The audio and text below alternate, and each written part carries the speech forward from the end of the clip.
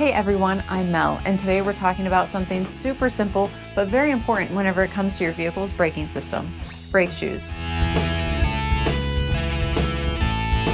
Have you ever wondered what the difference is between ceramic, semi-metallic, and organic? They all look the same on the surface, but what they're made of and how they perform can make a huge difference on how your vehicle stops, feels, and sounds. Let me break it down for you so you know what brakes would be best for your ride.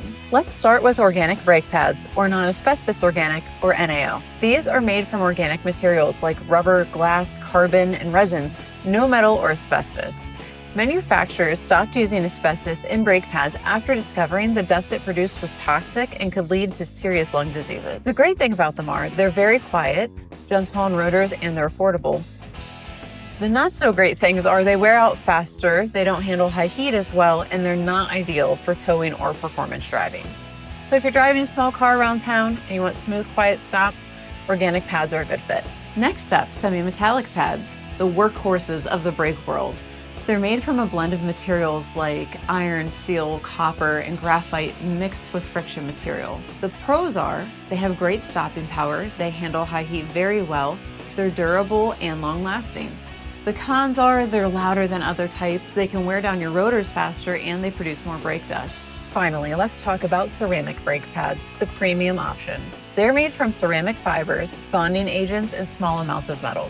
The pros are they're quiet and consistent, they produce very little dust, they last a long time, and they perform well in a wide variety of temperatures. Not quite as aggressive in extreme cold or heavy-duty use. Ceramic pads are my personal favorite for my classic car because they have low noise, last a long time, and the low dust keeps my wheels clean.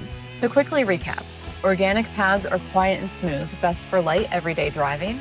Semi-metallic, they are strong and heat resistant, best for towing and performance. Ceramic pads, clean and consistent, best for comfort and longevity.